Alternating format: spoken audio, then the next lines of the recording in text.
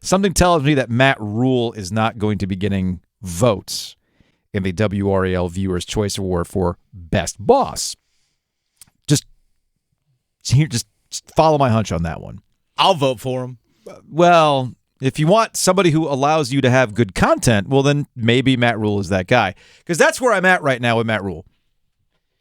Like, we all see that Matt Rhule is toast. We all understand that the future in Carolina is grim, and that dude's going to take a college job at some point.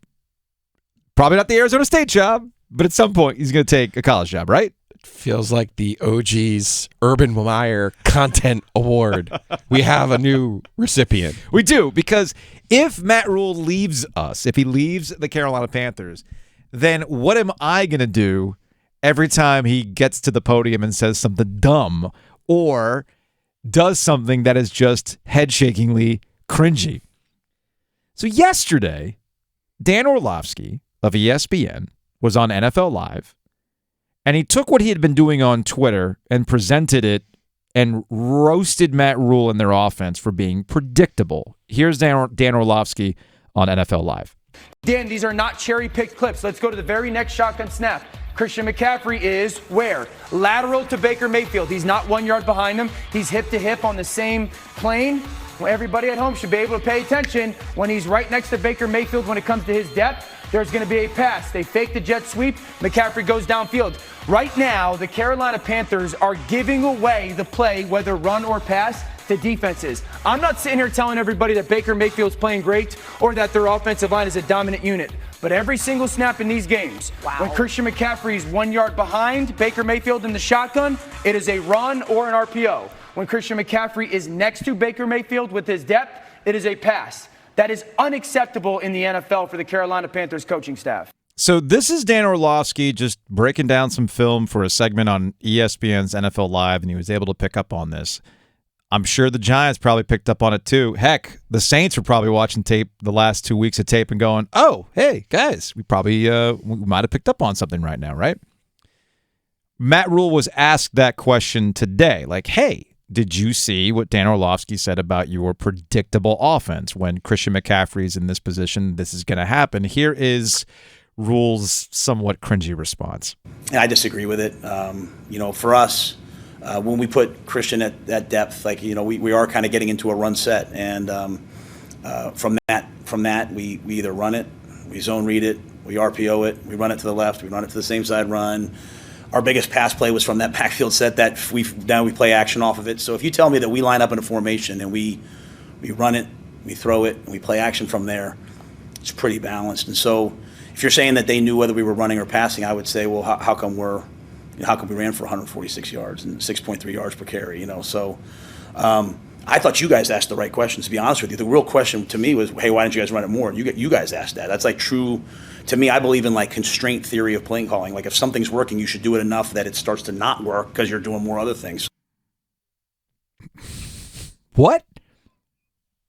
What is constraint theory, Giulio? Did you Wikipedia that? I did. I looked it up. What is constraint theory? It's an actual thing. Okay. I'd never heard of it before today.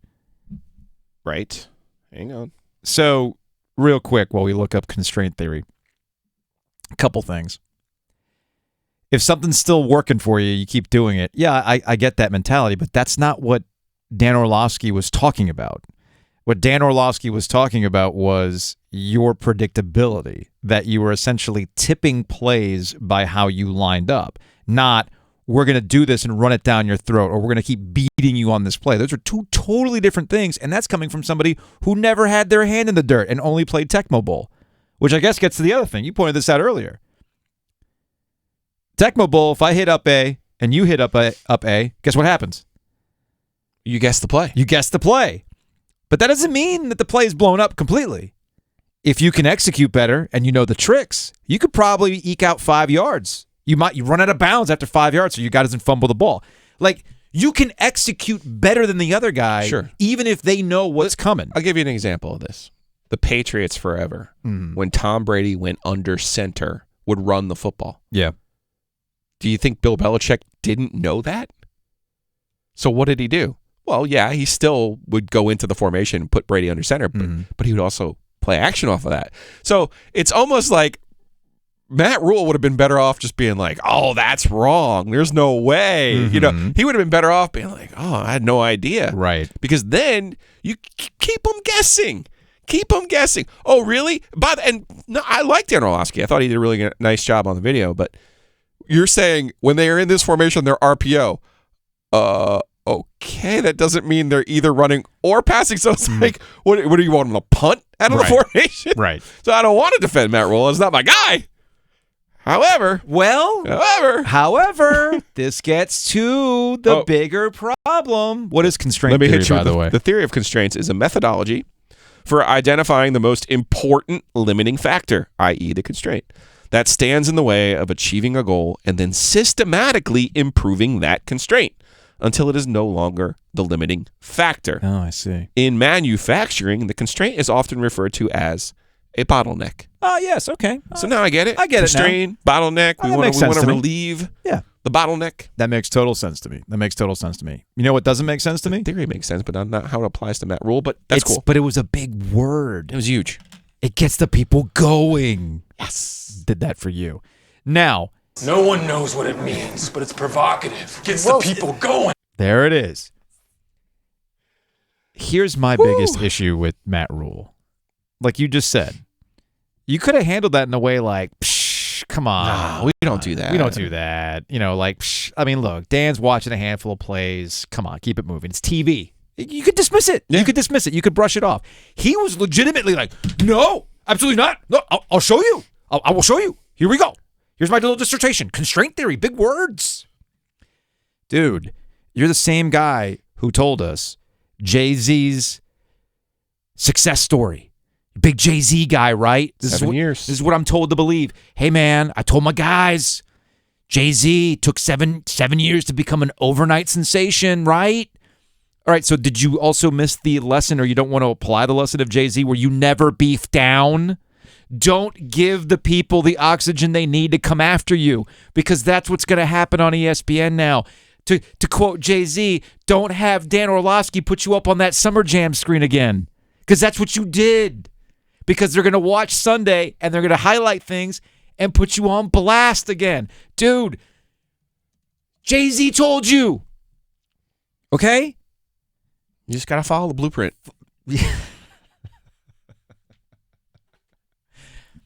Although, was that Matt Rhule that we heard? Or was it Dennis? Once he starts getting into backwards and doing things until Dennis, we don't do them right. Did you dupe us again? Of course not. I would Was never. that an actual Matt Rhule clip, or did you manufacture a Matt Rhule clip? I did not say constraint theory. Okay, what did you say? Here in this running with Christian McCaffrey, you know, and for us at the end of the day, we're trying to give ourselves options. So we can run it, we can pass it, we can RPO it, we can run to the right, we can run to the middle, we can run circles if we wanted to, we can run to the left, inside, outside, we can go backwards, whatever it is that we want to do, we can run anything that we wanted to out of here, especially with Christian McCaffrey, because you know at the end of the day, he's an elite talent. We're going to let that guy cook. We can let him grill, saute, we'll let him smoke, broil, barbecue, whatever it is that we got to do at the end of the day to make sure that he can do everything that he's capable of doing out of this formation. That's exactly what we're doing. So for us, we get so good at all these things that eventually we're not good at them because we're doing so many other great things that we're not good at some of the things we're really good at. Same guy. Yeah, you got to get constraint theory in there. Now. Yeah. To me, I believe in like constraint theory of playing calling. Like if something's working, you should do it enough that it starts to not work because you're doing more other things. That's why I don't want him to get fired. Why do I want to give up that content? But here's the thing. Just like when we were worried last year when we lost Urban Meyer. I know. There's always the prince who was promised, Joe. And you know There's what? always another one to come through. There is, and you know what? Our weary eyes looking for more coach, what are you doing content will go to Denver, Colorado, where we can look at Nathaniel Hackett and go, buddy, did you know how much time was left on the play clock? The fans were helping. That's going to be a thing.